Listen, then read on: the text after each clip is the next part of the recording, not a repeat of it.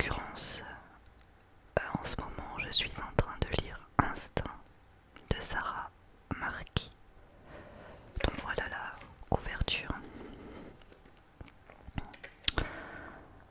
Alors c'est un bouquin extrêmement intéressant et j'avais vraiment à cœur de vous faire partager un petit peu l'histoire de cette femme et vous en lire un court extrait. Alors Sarah Marquis, donc là je vais lire sa courte biographie qui est inscrite au dos du livre. Donc Sarah Marquis parcourt le monde à pied en solitaire depuis plus de 23 ans. Je crois qu'elle est née en 1972, si je ne me trompe pas. Je m'étais renseignée un petit peu quand j'ai commencé le livre. Donc nominée aventurier de l'année 2014 par le prestigieux National Geographic, elle nous a raconté sa fascinante expédition de 2006 en Amérique du Sud, dans désert d'altitude, et ses 3 années de marche de la Sibérie à l'Australie dans Sauvage par nature. Ici, elle nous expose le plus extrême challenge auquel elle s'est confrontée en 2015. Donc, quelle est l'histoire en fait de ce livre? Donc, Sarah Marquis est partie 3 mois, seule, à pied, en survie, dans l'ouest sauvage australien. Donc, pour moi qui ne suis pas du tout une aventurière, j'ai une admiration sans borne pour les gens qui partent comme ça avec rien. Et donc elle est vraiment partie avec très très très peu de choses. Et elle a voulu comment retrouver les instincts vraiment primaires de l'être humain lorsqu'il a faim, lorsqu'il a sommeil, etc. etc. puisqu'aujourd'hui on est extrêmement conditionné par le travail, par la société. Quand on a faim, on va au supermarché, voilà. Donc elle a appris à pêcher par exemple. Enfin, je vais vous lire également donc le petit extrait qui explique un petit peu le livre. Donc un face-à-face avec la nature, sans réserve de nourriture ni trace d'humain à l'horizon. Juste des rivières infestées de crocodiles, des serpents, une végétation inextricable, la solitude, la faim et surtout la soif. Elle a survécu grâce aux techniques ancestrales des aborigènes. Une aventure inoubliable dans des décors à couper le souffle, mais aussi un voyage intérieur qui lui permet de nous faire entrevoir les ressources fabuleuses que chacun de nous possède au fond de lui. Sarah ne donne ni conseils ni recettes, c'est nous qui les découvrons au fil de ses pas. Oublier la peur pour mieux évaluer le danger. Accepter de revenir en arrière quand on s'est trompé de chemin. Se relier à la terre en la respectant et se fier à ses instincts. Croire à la magie de nos vies et faire de leur zone d'inconfort des survies où nous donnerions le meilleur de nous-mêmes. Voilà donc le résumé de cet ouvrage. Donc par exemple, il y a un passage au début où elle apprend à pêcher. Enfin, elle apprend à pêcher. Elle fait sa première pêche lors de son expédition. Et son tout premier poisson, elle se le fait manger par un croco. Donc elle est obligée de trouver des astuces pour distraire les crocodiles qui sont en grand nombre dans l'ouest australien où elle se trouve. Et donc pour pouvoir à la fois occuper les crocodiles et pouvoir dans le même temps aller chasser et pêcher surtout, je veux dire. C'est assez hallucinant. On est vraiment face à soi-même et face à ses instincts, comme le montre si bien le titre de ce livre.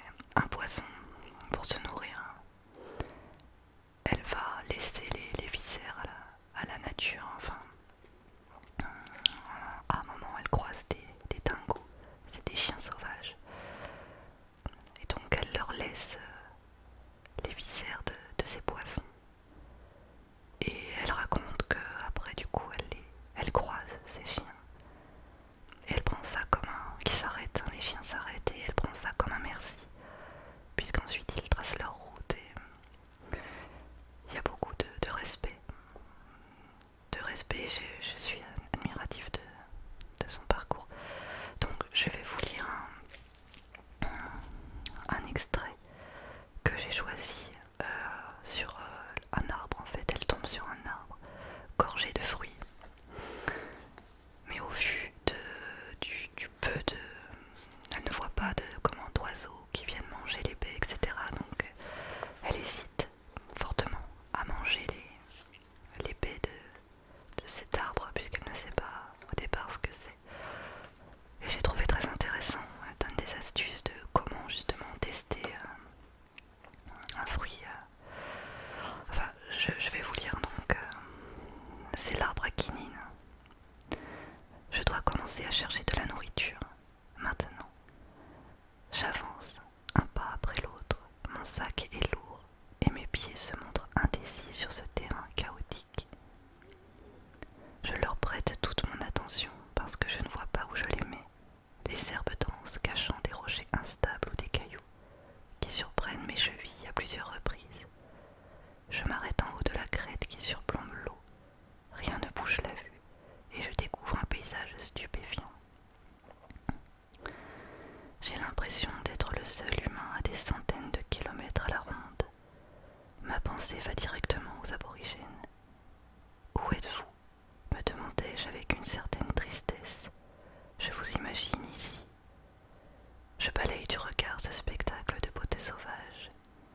En face de ma position, une cascade surgit de la falaise rouge pour tomber dans un premier bassin, puis se jeter plus paisiblement dans la rivière en contrebas.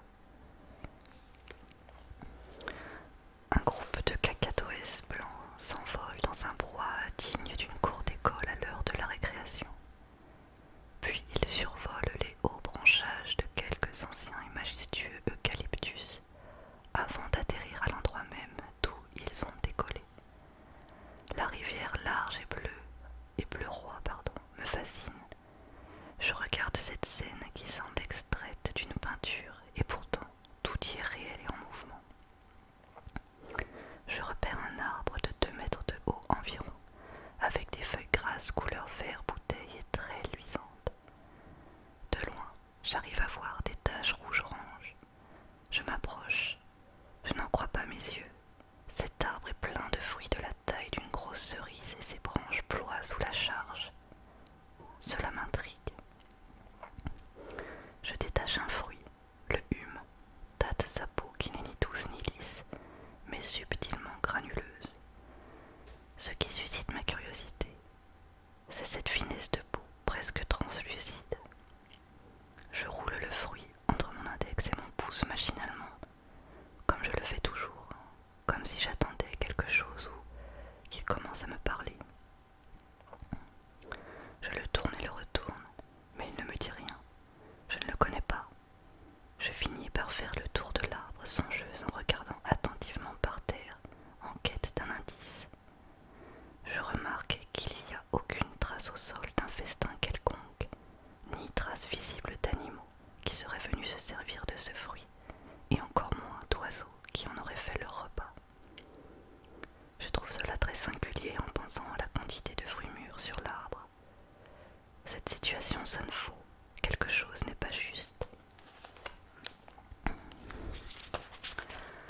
Avant de me décider, je déshabille à nouveau l'arbre du regard. Il est magnifique, une véritable corne d'abondance. Aucun indice ne m'indique que ces fruits sont mangeables. Je dois pourtant en être sûr et les tester. Imaginez qu'ils ne soient pas toxiques et que je puisse m'en nourrir abondamment. Le protocole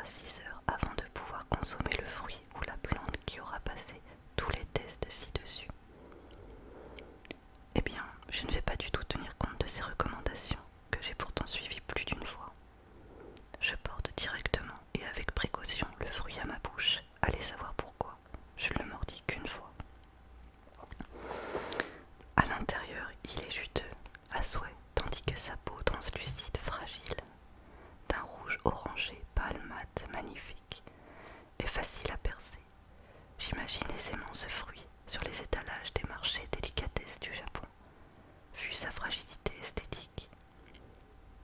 Mais à peine l'ai-je croqué que sa chair laisse échapper dans ma bouche un jus concentré au goût de quinine. Presque instantanément, en une symphonie de Hertz, je recrache le maximum de ces gouttes astringentes qui ressemblent à de la quinine en stéroïdes. Pour ceux qui ne connaissent pas ce goût, c'est un peu celui du Schweppes, en beaucoup plus fort. J'ai les larmes aux yeux et je continue à recracher cette substance qui paraît avoir attaqué tous mes capteurs de salive. Elle décrit ensuite en dessous l'histoire de l'arbre à quinine. Je vais essayer de vous montrer le petit paragraphe.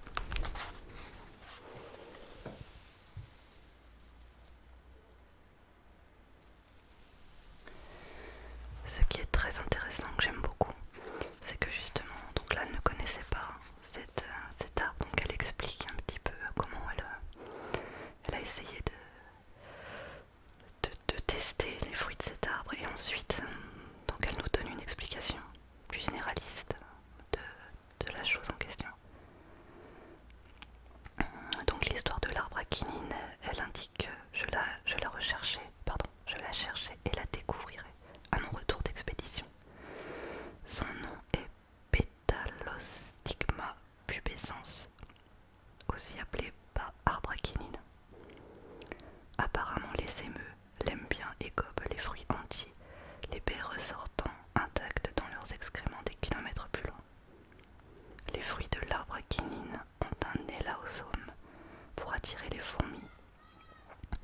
C'est une excroissance à l'extrémité de la graine. Celles-ci les transportent dans leur fourmilière pour nourrir leurs larves de cet élaosome. Élaïosome, c'est un petit peu difficile à prononcer. À la chair consistante. Après que les larves ont consommé cet élaïosome riche en éléments nutritifs, les fourmis stockent des graines dans la région d'élimination des déchets, je vais y arriver, qui est un endroit parfait pour la germination. Mais l'arbre à quinine a encore une autre technique de reproduction. La capsule de la graine exposée au soleil sèche jusqu'au point de rupture puis explose, projetant ses morceaux dans toutes les directions jusqu'à 1 mètre de sa position initiale. Voilà pour ce petit extrait de ce livre, donc Instinct de Sarah Marquis. Ce que j'ai trouvé très intéressant aussi, c'est qu'à différents endroits, elle va ramener, non, je vais expliquer ça autrement, au centre du livre, il y a différentes photos. Je vais vous montrer, comme celle-ci par exemple.